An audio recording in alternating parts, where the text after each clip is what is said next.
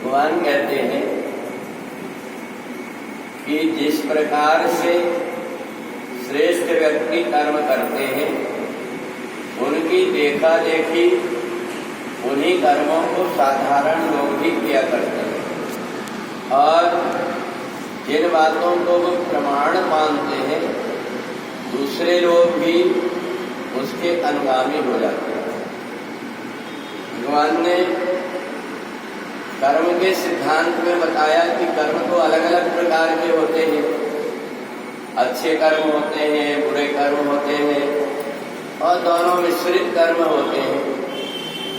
इन तीनों प्रकार के कर्मों में कर्मणो गति गहना, कर्म की गति तो गहन है, कठिन है।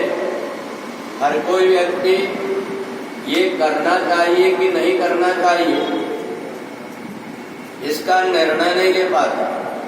ये काम अच्छा है कि अच्छा नहीं है।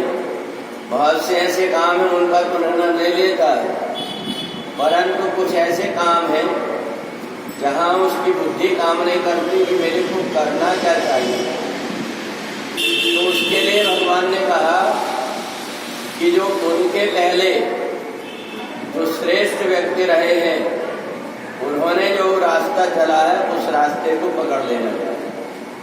अर्थात जब हमें किसी भी प्रकार से हमारी बुद्धि निर्णय नहीं कर पा रही है कि हमें क्या करना चाहिए, तो उस समय पर जो पहले व्यक्ति जिनको हम श्रद्धा से मानते हैं, जिनकी बात का अनुसरण करते हैं, उन्होंने जो कुछ बताया है उस बात को मान करके कर लेने से अपने ऊपर किसी प्रकार का कोई दोष नहीं लगता। ये तो उस व्यक्ति के ऊपर होता है जो समाज में लोग जिसको प्रतिष्ठा की दृष्टि से देखते हैं, जिसको व्यक्ति अच्छे कहते हैं, उसको बड़े सोच विचार करके करना पड़ता है कर्म। क्योंकि अगर वो कोई कर्म करेगा तो उनको देखा सीखे देखकर कहेंगे कि वो व्यक्ति ऐसा करता है इसलिए हम भी वैसा कर रहे हैं। तो जो श्रेष्ठ व्यक्ति होता है उसको बड़े सोच विचार करके कर्म करना पड़ता है। और भगवान ने कहा इसलिए जब मनुष्य शरीर धारण करके मैं भी आता हूँ तो मेरी देखा देखी दूसरे लोग भी वैसा करने ना लगे, इसलिए मेरे को बहुत सोच विचार करके कर्म करना पड़ता है। तो इसलिए इन कर्मों को अगर परमात्मा ना भी करे तो उनको करना जरूरी नहीं है। तीनों लोकों में ऐसे कर्म नहीं है जो परमात्मा को करना आवश्यक है, परंतु वो इसलिए करते हैं कि अगर मैं कर्म नहीं करूँगा तो मेरी देखा से कि दूसरे लोग भी वैसे करेंगे। इसलिए भगवान कहते हैं हमें पार्थास कर्तव्यम त्रिशलोकेश किंचन। तीनों लोकों में ऐसे कोई कर्म नहीं है जो मेरे को करना पड़े। मैं बाध्य हूँ, परंतु फिर भी मैं इसलिए करता हूँ कि कम से कम ये प्रमाण बन जाएगा।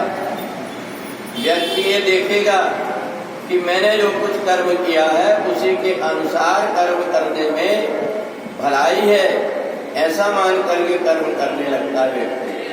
तो ये जो कर्म का सिद्धांत है, कर्म योग में जहाँ तक बहुत सारे ऐसे कर्म हैं जिनको तो हम निर्णय करके देख लेते हैं कि ये कर्म करना चाहिए नहीं करना चाहिए, परंतु कुछ ऐसे कर्म हैं जहाँ बुद्धि काम नहीं कर रही है तो वहाँ हम किसकी बात को माने, तो उसमें वेदों की, शास्त्रों की, पुराणों की, संत मुनि महात्माओं की और समाज के जो श्रेष्ठ व्यक्ति हैं जिन्होंने पहले आचरण किया है उनके रास्ते में चल लेने से व्यक्ति को कोई प्रकार का दोष नहीं लगता।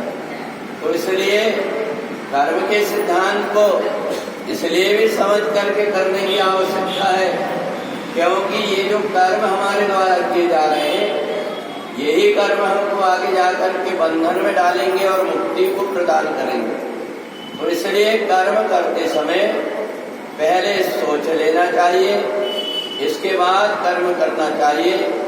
और नहीं तो जो ऐसा व्यक्ति होता है जो बिना विचारे कर्म करता है, वो बाद में पछताता है। तो इसलिए बाद में न पछताना पड़े, इसलिए कर्म करने के पहले अपने आप को संभाल करके जब व्यक्ति कर्म करने लगता है तो वो कर्म करता हुआ भी कर्म के बंधन से मुक्त हो जाता है। बोलिए वृंदावन।